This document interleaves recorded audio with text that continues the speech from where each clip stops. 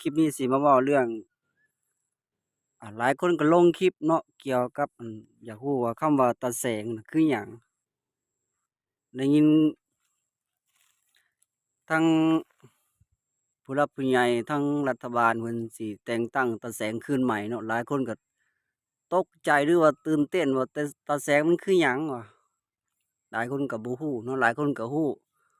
ผู้ที่รุ่นหลังอะบ่ฮู้เนาะแต่คนที่รุ่นก่อนๆเพิ่นยังฮู้อยู่เพราะว่ายังบางหมู่บ้านก็ยัง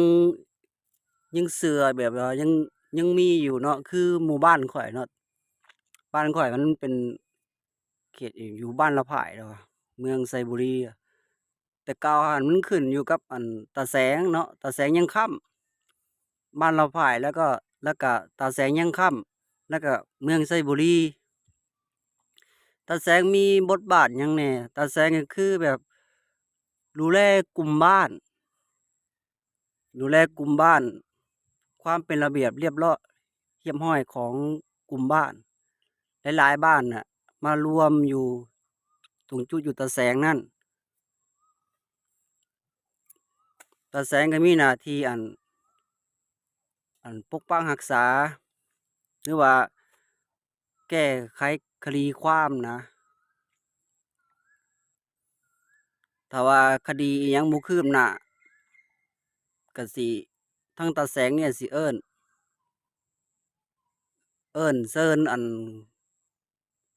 ผู้กรณีหั้นไปสอบสวนหรือว่าไปถามเนาะจึงส่งให้ตำรวจนำหลังตามที่ข้อยเคยรู้มาแต่ก่อนเนาะก็เคยมีคนแบบถูกทางตาแสงเพิ่นเอิ้นเนาะตาแสงเพิ่นเอิ้นเพิ่นก็เอิ้นลงไปทางบ้านยังค่ำพู้นแหละไปอะสอบถามคดีความหรือว่าคนที่เคยว่าเฮ็ดผิดถูกเอิ้นกรณีที่ถูกกล่าวหานะผู้ที่ถูกกล่าวหาน่ะเขาสิเอิ้นลงไปมันมีคนแจ้งความนะทางหน่วยงานตาแสงเนี่ยสิเป็นคนไกล่เกลี่ยสอบสวนสอบถามเบื้องต้นนะเพิ่นสิเอิ้นลงไปเนาะเพิ่นก็สิเพิ่นเอิ้นลงไปแล้วก็เพิ่นก็สิถามอิหยังเราก็บ่ฮู้นำเพิ่นเนาะเพราะว่าเราก็บ่เคยถูกเอิ้นอะนะแต่ก่อนแต่รุ่นพ่อรุ่นแม่หั้นเพิ่นเอิ้นลงไปนะเอิ้นลงไปถามทางตาแสงเพิ่นเอิ้นก็เลยลงไปเนาะเพื่อเพราะว่าข้อย